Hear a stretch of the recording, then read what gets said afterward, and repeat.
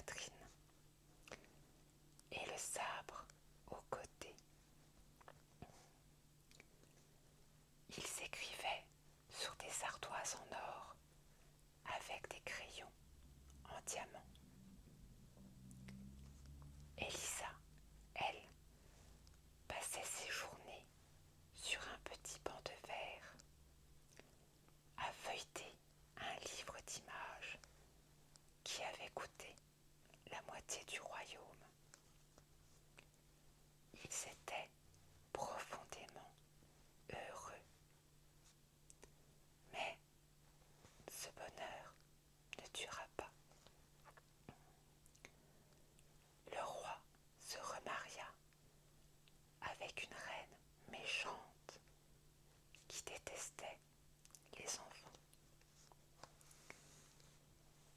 Dès le premier jour, la nouvelle reine envoya la petite Elisa à la campagne chez de pauvres paysans pour s'en débarrasser.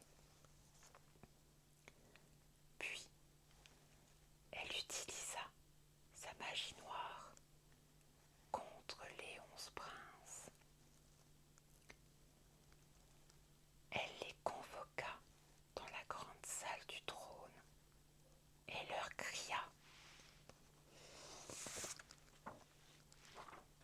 volez de par le monde comme des oiseaux sans voix.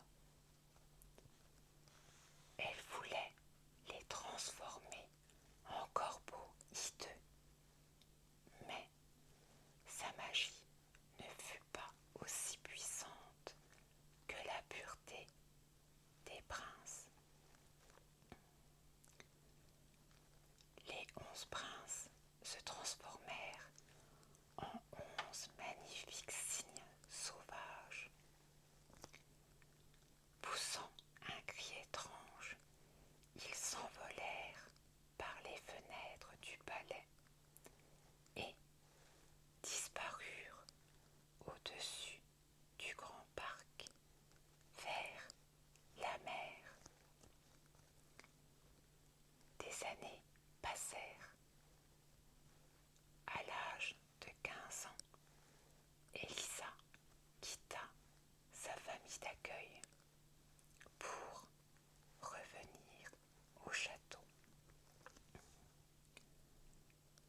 Mais la reine, voyant combien elle était devenue belle, fut prise d'une jalousie féroce.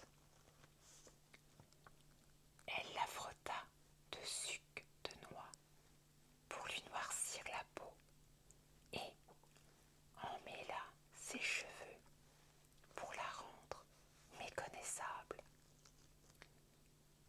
Même son père, le roi, ne la reconnut pas et la chassa du palais.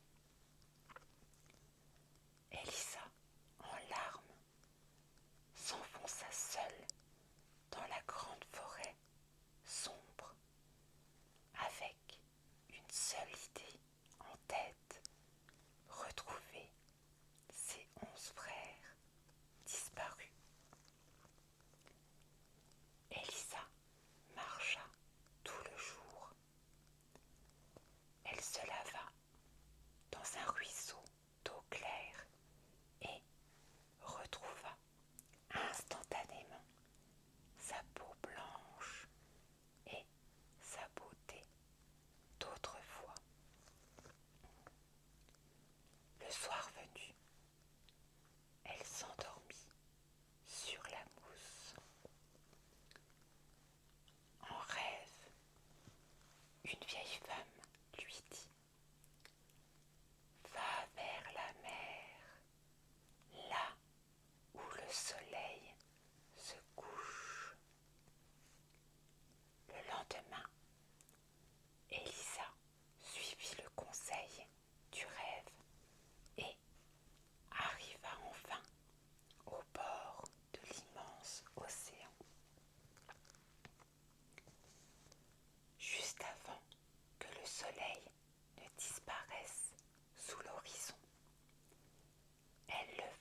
yeux.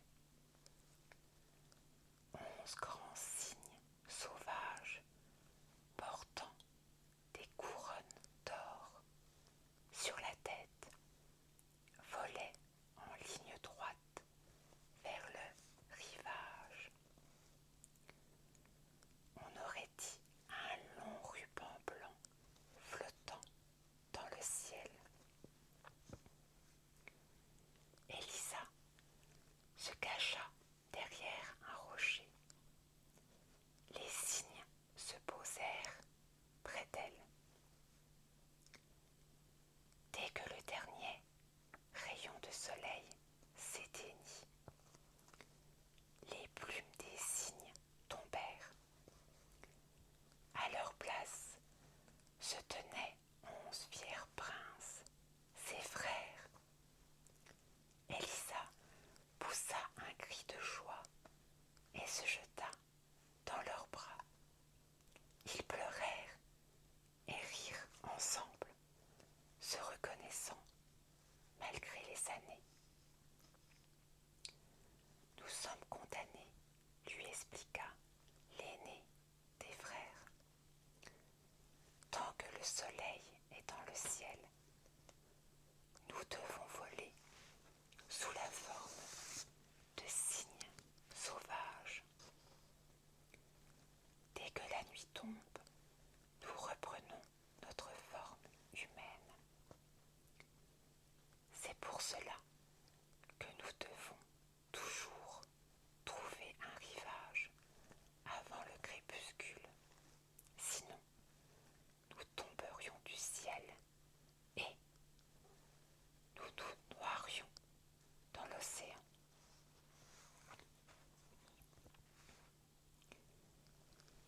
Ils lui apprirent qu'il vivait désormais de l'autre côté de la mer, dans un pays magnifique, mais qu'il ne pouvait revenir ici qu'une fois par an, pour 11 jours seulement. Le lendemain, pour l'emmener avec eux, les frères dressèrent un filet solide avec de l'écorce de saule. Élisa s'y installa. Au lever du soleil, transformés en cygne, les frères saisirent le filet avec leur bec et s'envolèrent dans les nuages, transportant leur sœur au-dessus de l'abîme. Arrivés dans leur nouveau pays, Élisa fut installée dans une magnifique grotte tapissée de plantes vertes. Cette nuit-là, dans son sommeil, la fée Morgane lui apparut en rêve et lui révéla enfin le secret pour briser la malédiction de ses frères. Tu peux les délivrer, dit la fée, mais écoute bien, tu dois cueillir des orties, celles qui poussent dans les cimetières ou autour de ta grotte. Tes mains brûleront